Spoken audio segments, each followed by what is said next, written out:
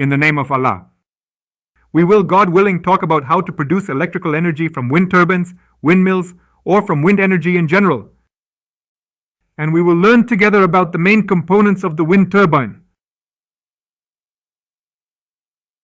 The most important thing is how, through the simple movement or rotation of the blade in front of us, we can generate electrical energy at a frequency of 50 Hz or 60 Hz, that is, at the same frequency as our electrical grid, and how the generated electrical energy is used and connected or integrated with the electrical grid, especially at extra high voltages, such as, for example, 220 kilovolts. Very often, especially during the winter season, weather conditions become unstable, meaning that storms and strong winds may occur. In this case, what could possibly happen? The second point, as we will learn together, is that wind causes the blades of the turbine to rotate. But let us assume that the wind direction changes, or that there is any shift in the direction of the wind. So, in that case, how will the blades rotate, or what will happen? The last thing we want to learn together is the most important disadvantages or key problems of using wind turbines for generating electrical energy. In the beginning, we must understand that one of the most important power stations for generating electrical energy using renewable energy is wind energy stations or wind farms, also known as wind energy power plants. In front of us is a general image of a wind turbine, through which electrical energy is generated. The main components of the wind turbine are: the first component is the rotating blades or rotor blades. As we can see in front of us, there are 3 rotor blades. The second component is the housing or nacelle, which contains the most important element, the electrical generator. The third component is the tower. In addition, of course, there is the step-up transformer, which is located next to the base of the tower. The basic idea of generating electrical power using wind turbines is that wind possesses dynamic thrust. Therefore, when the wind passes over the rotating blades or rotor blades, it will naturally cause them to rotate. As we will understand shortly, there is a connection or shaft between these rotor blades and the generator. From this, we can conclude that the rotation of the rotor blades will lead to the rotation and operation of the generator, thereby producing and generating electrical power. Of course, the electrical power that is generated by the generator will be at a low voltage, approximately around 690 volts. As clearly seen, the generator is mounted at the top of the wind turbine. Consequently, using electrical power cables, the electrical power generated by the generator is transmitted to a step-up transformer to increase the voltage from low voltage to medium voltage, for example, to 22 kilovolts, in order to connect it to the network. Later on, we will understand how this medium voltage is connected to the high voltage electrical network, which may be, for example, 220 kilovolts. This represents the general concept of generating electrical power from wind turbines. However, the matter is not this simple, as there are very important details that must be understood. It is also essential to understand a very important point. The operation of the wind turbine does not start with the movement and rotation of the rotor blades due to wind force. In fact, at the beginning, the generator operates as if it were a motor. This means that the generator starts by drawing electrical current, or in other words, it is supplied with electrical current from the electrical grid, and of course at the same frequency as the electrical grid, which is, for example, 50 Hz. After that, the generator begins to rotate as if it were a motor. Naturally, the rotation of the generator will cause the rotor blades to rotate. Once the rotor blades begin to rotate, the wind will then take over and continue the rotation of the rotor blades. The rotation of the blades will, in turn, cause the generator to rotate, and thus electrical power will be produced and generated. If we speak in more detail about the components of a wind turbine, we will understand the following. As I mentioned earlier, One of the main components of the wind turbine is the blades or the rotating airfoils, known as rotor blades. The length of a single standard rotor blade typically starts from 20 meters and can reach up to 70 meters. However, in the case of giant wind turbines, the length of a single rotor blade can exceed 100 meters. Therefore, the length of the rotor blade varies from one wind turbine to another, depending on the rated power capacity of the wind turbine. The next component is the hub, which is the part and component responsible for holding and securing the rotor blades. At the beginning of the lecture, I mentioned that one of the most important main components of the wind turbine is the nacelle or housing. The component that follows is the gearbox, which is the gear unit.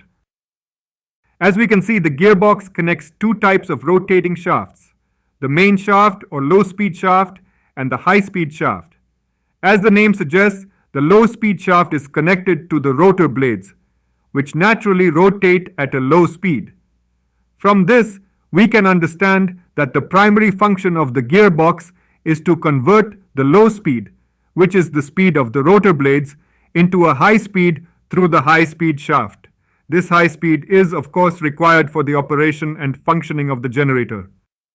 Therefore, in order to obtain electrical power at a specific frequency, the generator must rotate at a high speed, and of course, at a speed significantly greater than the rotational speed of the rotor blades. It is important to understand that the speed ratio in the gearbox between the low-speed shaft and the high-speed shaft is 1 to 90.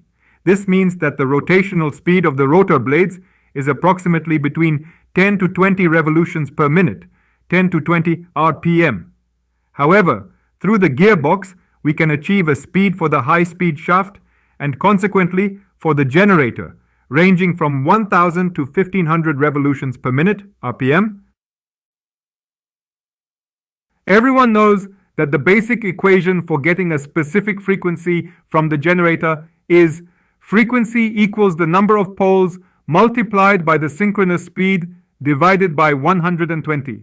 In this equation, F stands for the frequency, P is the number of poles in the generator, and N is the rotational speed of the generator, or what we call the synchronous speed.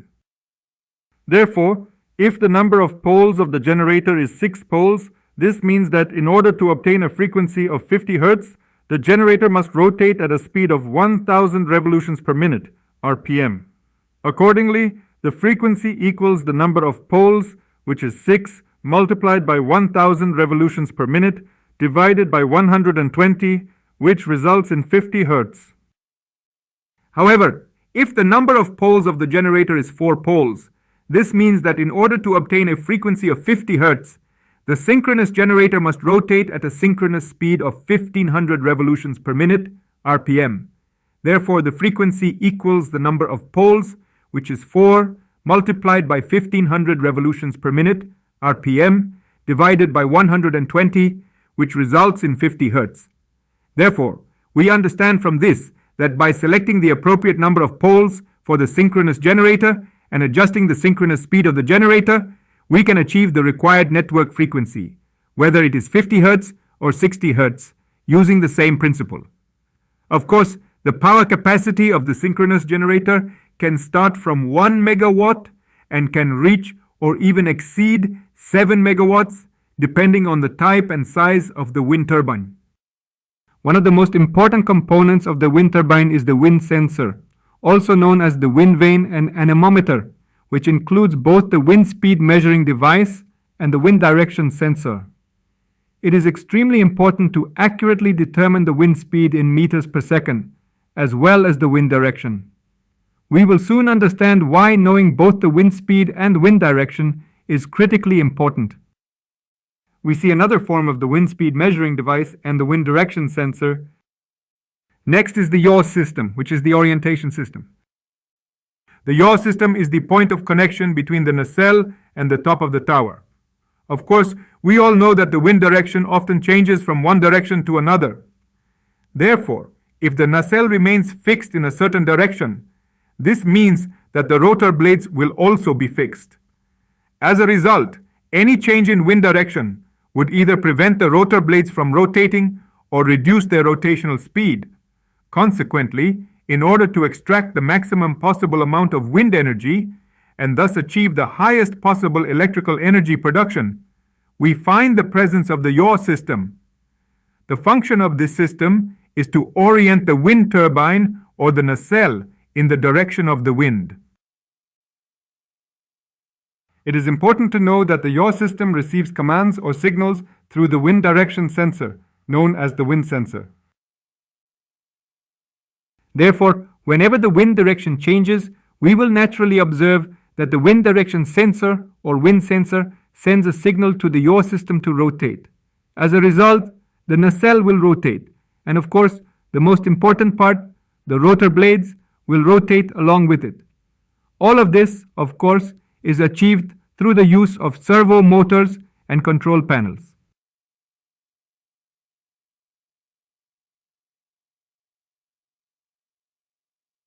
In front of us, we see another brief video demonstrating how the yaw system operates.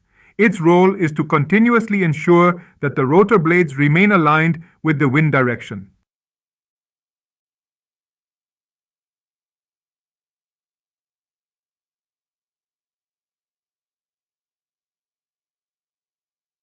Next, we come to the pitch system, which is the system responsible for changing the pitch angle of the rotor blade.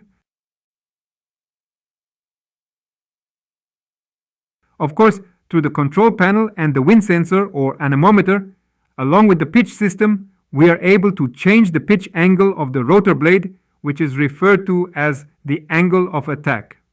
All of this is done according to the wind direction and wind speed, since the speed and rotational force of the rotor blades depend on the angle at which the wind attacks the rotor blades. Therefore, we understand from this that controlling the pitch angle of the rotor blade or the angle of attack means controlling the rotational speed of the blade. This is because the rotational speed of the rotor blades is affected by the wind speed, and of course, the speed of the rotor blades should not be less than 5 meters per second and should not exceed 30 meters per second. This is because if the rotor blade speed exceeds this value, it will lead to the complete breakage of the rotor blades. To learn more about the pitch system, in front of us is the part known as the hub, which is responsible for carrying and securing the rotor blades. In front of us is the hub system from the inside, showing how the rotor blades are mounted and secured. In front of us appears the pitch system, and as we mentioned, it is responsible for determining the pitch angle of the rotor blade according to the wind speed and its intensity. In front of us, we see a simple video explaining how the pitch system operates and how it changes the pitch angle of the rotor blades or the angle of attack of the rotor blades.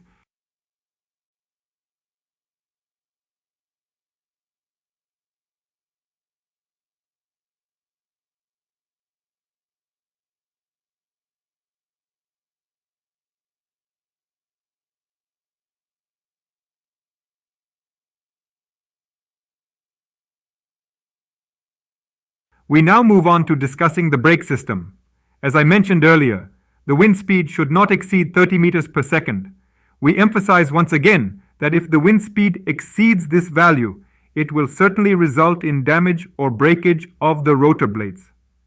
Therefore, a brake system has been implemented so that if the wind speed exceeds the specified limits, the brake engages and locks the blades, thus preventing the rotation of the rotor blades and consequently avoiding their destruction or breakage.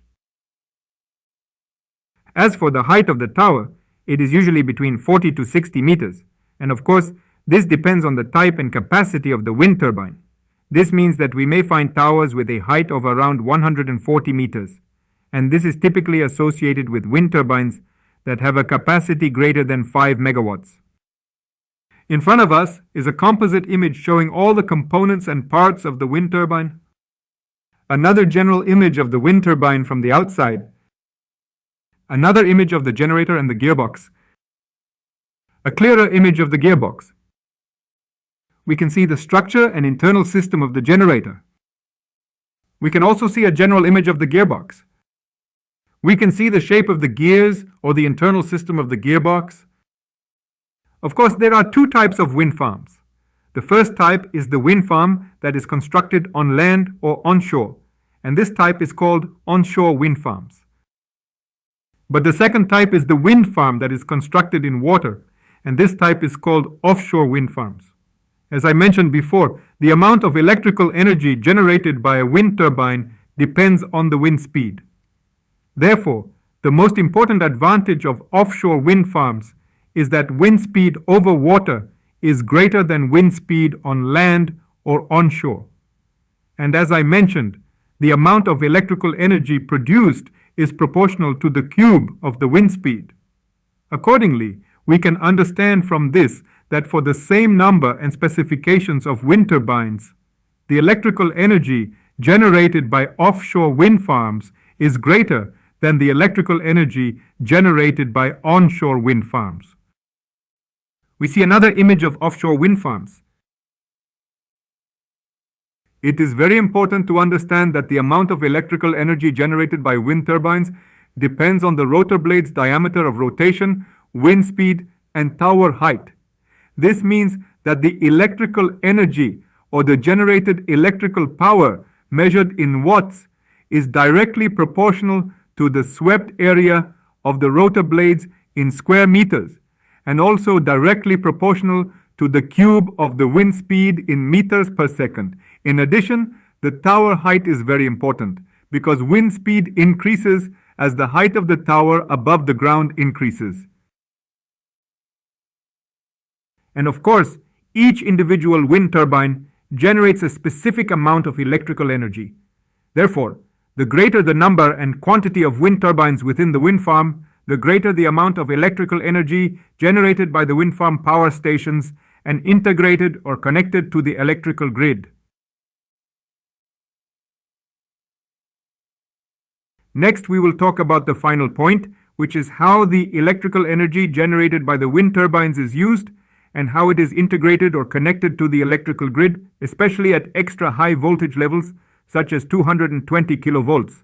Of course, the wind farm contains a very large number of wind turbines. As I mentioned at the beginning, through the movement and rotation of the rotor blades, electrical energy is generated by the synchronous generator.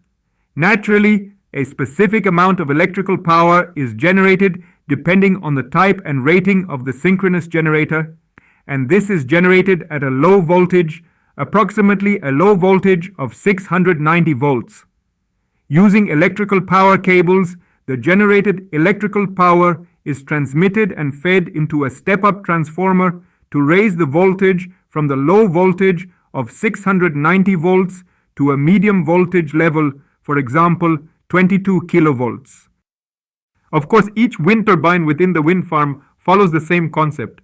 Therefore, from each wind turbine, medium voltage cables, let's say for example 22 kilovolts, are used to transmit the electrical power.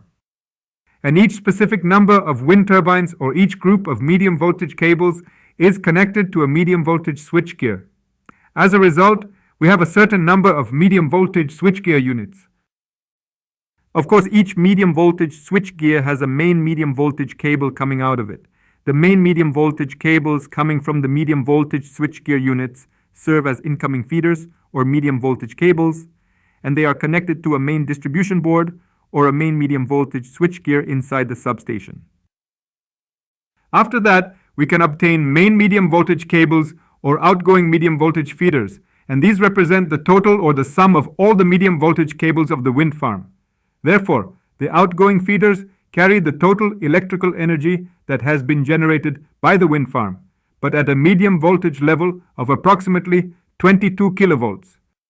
After that, the outgoing medium voltage feeders are introduced, which come from the medium voltage switchgear inside the substation to be fed into a step-up transformer to increase the voltage. For example, from 22 kilovolts to 220 kilovolts, or according to the voltage of the existing electrical network.